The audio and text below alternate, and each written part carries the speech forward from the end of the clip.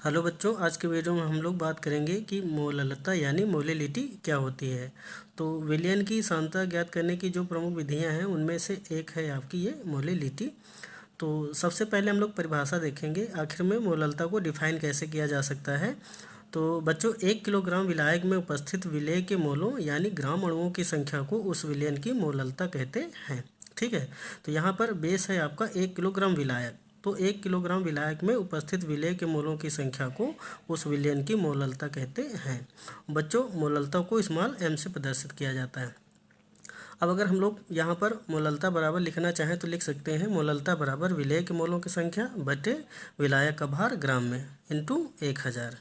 ठीक है, तो यहाँ पर जैसे 1 किलोग्राम लिया गया है तो हम लोग यहाँ पर विलायक का भार 1 किलोग्राम यानी यहाँ पर जो है उसके हिसाब से यहाँ पर हम लोग किलोग्राम में भी विलायक के भार को लिख सकते हैं। तो क्या करना पड़ेगा, फिर 1000 से गुणा नहीं करना पड़ेगा। ठीक है, तो विलेय के मोलों की संख्या बटे फिर हो जाएगा विलायक का भार किलोग्राम में।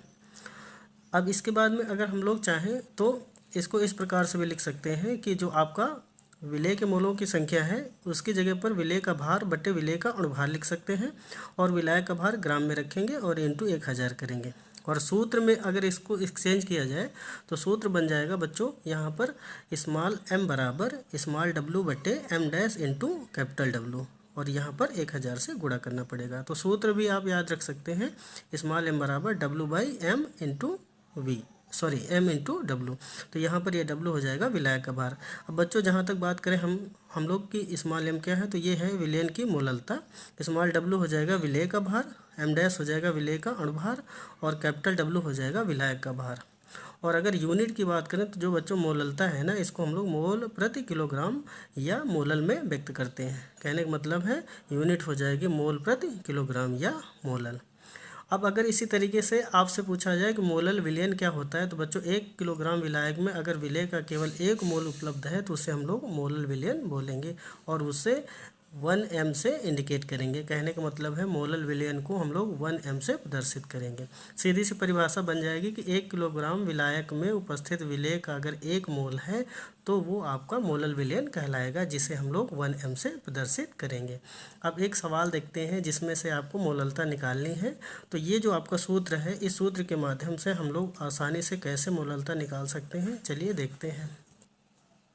सवाल ये है कि 10 ग्राम NaOH को 500 ग्राम जल में विलेय किया गया, विलयन की मोललता की गणना करो। ठीक है, तो आपका ये सिंपल सा क्वेश्चन हो जाएगा, एकदम बेसिक क्वेश्चन है, लेकिन यहाँ पर आपको विलयन की मोललता निकालनी है। ठीक है, तो 10 ग्राम NaOH को 500 ग्राम जल में घोला गया। तो बच्चों, ये जो 10 ग्राम है ना, ये हो जाएगा आपका विलेय का भार, यानी सोडियम हाइड्रोक्साइड जो है ना यहाँ पर विलेय है और इसे हम लोग स्मॉल w मानेंगे। तो यहाँ पर अगर हम लोग स्मॉल w देखें तो वो हो जाएगा आपका 10 ग्राम। ठीक है, तो इस तरीके से स्मॉल w लिख लेंगे 10 ग्राम।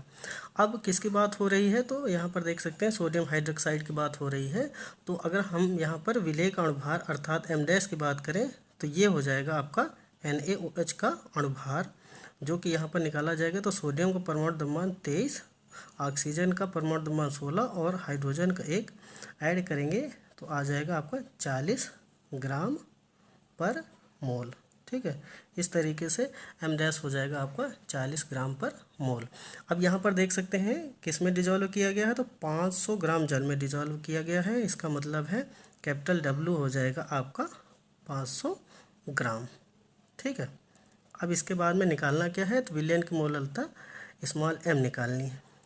अब अभी ऑलरेडी आप जानते हैं, सूत्र बताया गया है कि स्मॉल m बराबर सूत्र होता है स्मॉल w बट्टे m dash into capital W, और अगर कैपिटल W ग्राम में रखेंगे आप तो फिर 1000 से गुणा करना पड़ेगा। तो आप फिर क्या करें, गुणा कर दें। ठीक है, वैल्यू ऑलरेडी पता है, स्मॉल w की वैल्यू है आपकी 10, m डैश है आपका 40 और कैपिटल W है आपका 500 और इंटू में 1000। ठीक है, अब इसके बाद में 500 1 के 500, 500 दूना 1000, 10 1 के 10, 10 चौको 40। ठीक है, अब यहाँ पर क्या बचा, 2 1 के 2, 2 दूना 4। ठीक है, अब इसके बाद में भाग करेंगे तो आपका आंसर आ जाएगा 0.5 मोल पर किलोग्राम। ठीक है, 0.5 मोल पर किलोग्राम। बच्चों यही क्या हो जाएगा, आंसर हो जाएगा। तो इस तरीके से आप आसानी से आंसर निकाल सकते हैं। आपको ज़्यादा कुछ नहीं करना है, आपको यहाँ पर केवल ध्यान ये देना है कि दिया क्या क्या गया था। तो जैसे यहाँ पर 10 ग्राम है, ये आपका विलेय यानी स्मॉल डब्लू हो जाएगा।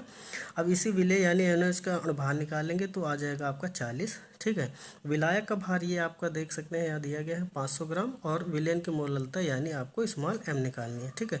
तो स्मॉल एम बराबर फार्मूला आप जानते हैं कि ये होता है, यहाँ पर देख सकते हैं स्मॉल डब्लू बटे M dash into capital W, और कैपिटल डब्लू को ग्राम में रखेंगे तो 1000 से गुणा करना पड़ेगा। स्मॉल डब्लू आपका 10 था, एम डैश आपका 40 था, और कैपिटल डब्लू आपका 500 था, और यहाँ पर इंटू में 1000 करके कैलकुलेट करेंगे तो एटलीस्ट आपके पास में वैल्यू आ जाएगी 0.5 मोल प्रति किलोग्राम। यही हो जाएगा आंसर। तो इस तरीके से आसानी से आप मोललता से संबंधित सवाल भी लगा सकते हैं। इंपॉर्टेंट जितना भी मोललता से संबंधित था डिटेल वो आपको बता दिया गया है। बच्चों वीडियो को लाइक करें, चैनल को सब्सक्राइब करें। Thank you.